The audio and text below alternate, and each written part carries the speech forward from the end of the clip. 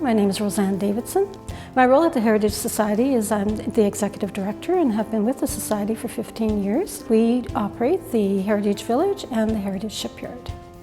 In my 15 years at the Heritage Society, we've survived flooding and the wildfires of 2016. In the 2013 flood, we experienced a significant amount of damage. Everything from our exhibits to large artifacts as well as small artifacts, and our machinery out on the site were severely damaged. And out of the 19 historical buildings that we have within the park, 13 of them received significant damage as well.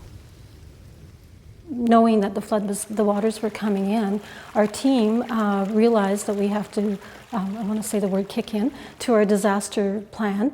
And so we decided that we needed to move fast, and when we did, we moved all the artifacts to higher ground in our archives as well. And about 7:30 that morning, I made my way to the classroom, the Presbyterian Church, where we also house our artifacts and our archives. So we moved everything up as high as we could get and emptied bottom drawers, but then we realized, oh, that might not be enough. And so I don't even know where the front end loader came from, but we started putting the boxes into the bucket of the loader and moving the archives out as much as we could. And then, of course, we had other volunteers that came in with their boat and did very much the same thing, went around the park and took out the smaller artifacts and archives and moved them up into higher ground. Our archives were all preserved because of that. The challenge was, of course, that we didn't have a lot of time. We had to work very quickly, as well as manpower was limited, and it was just amazing, an amazing time.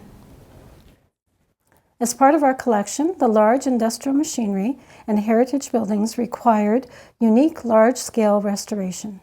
From our collection being anywhere from small artifacts to large artifacts that were damaged within our site, we also have these beautiful historical buildings that were badly damaged. So out of the 1913 were badly damaged, and we knew that we needed to find specific knowledgeable professionals that could come in and help us. We got a call from the local society to do some restoration work on specifically the Catholic mission at the time. And so we came up and did an initial assessment, used resistographs to test the wood, see what was rotten, what wasn't, and took took pictures that could create a 3D model of the building so that we could specify what needed to be repaired on it. Took all that information back to the shop and produced drawings and specifications so that we could plan the work. Eventually we came back to the site and dismantled the building entirely. Tagged every piece, put a number to it, and carefully stacked it and shipped back to Vancouver Island where we could repair it. After that, they reclaimed the site and put a new foundation in. We re-erected the building completely in the shop, repairing it from historical photographs and the information we had gathered, replacing the bottom rounds that were rotted out. Most of the log was salvageable, so we would cut the rotten pieces off and put scarf joints on and replace only the bits that were rotten, trying to save as much of the fabric of the building as we could. Once it was finished in our shop, we'd re-tag everything, put it on a truck, ship it back up here, and re-erect it as you see it now. There was historical pictures that we could use to recreate a lot of it, and I think it's pretty much exactly as it was from what we understand anyways.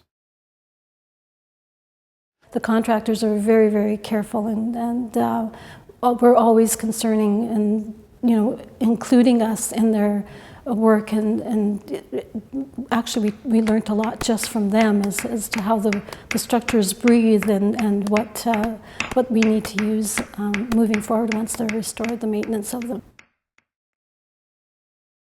The large machinery that we had restored was, well, prior to flood they were in poor condition, but then during the flood they even deteriorated more. So we had quite a challenge of finding someone that knew how to restore the large artifacts. Especially on this tractor, all up inside the gears and the workings, was completely coated with bitumen. So we've taken all that off. We started with very rudimentary tools, literally sticks, and anything to just push off the chunks and to just brush away the accumulated silt from the flood as well. So we started with that, and then we've been literally working with dental tools. We've gone from really, really crass and heavy duty into a very detailed fine focus. We've done a top coat to protect it, to stop any of the rust that was happening. We also realized that there was a need to have these done in a specific place, perhaps within the site. Many of them needed to be hoarded or enclosed. The scaffolding works really well. We can access almost every part of the machine without actually stepping onto the machine itself. Yeah, I would say it's been about a 2-month process. We were working towards opening the Heritage Village here for May of 2016. Our efforts were coming along very nicely from the flood. We were working well. And then, of course, we had to evacuate because of the fires in 2016. What we had encountered at that time was the fact that we wanted to open, and now we were delayed once we got back for an additional, well, now it's a year. Our new disaster plan will take into account the lessons learned. I realized what we had learned from this process was that we needed to find and be prepared to have storage for the artifacts should we have to deal with this again, and that in our city is a difficult thing. So currently we're working with our disaster plan. We have in the past had what I felt was a very good plan, but who knows what the forces of nature will bring. So we have actually updated our flood mitigation here at the park. So that has all been incorporated into our master plan.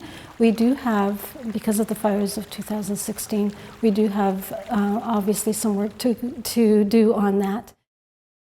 We went through the process of actually working with the municipality to determine how we were going to flood mitigate the site. What we did was we had constant meetings with the municipality, but also determined that we need to raise the land, because we're in a very low-lying area, raise the land, and also some of our buildings have received foundations that are higher than they were before, but also at the level of what the flood mitigation plan is for this area. We also had some a berm built to accommodate any waters that could come in. In terms of the drainage on this land, we have created a storm pond, and this storm pond will collect any excess waters that will come onto the site, and from there it will be streamed out onto a pipe that the community has, or the municipality has just installed about 3 or 4 weeks ago. So we're set. We feel like we're very secure in terms of any future flooding here. The site itself did receive great impact from the flood in 2013. What we went through the fires of 2016 was, in my opinion, much greater. There was a great deal of stress for the staff, just having to leave the city and everything that they had behind.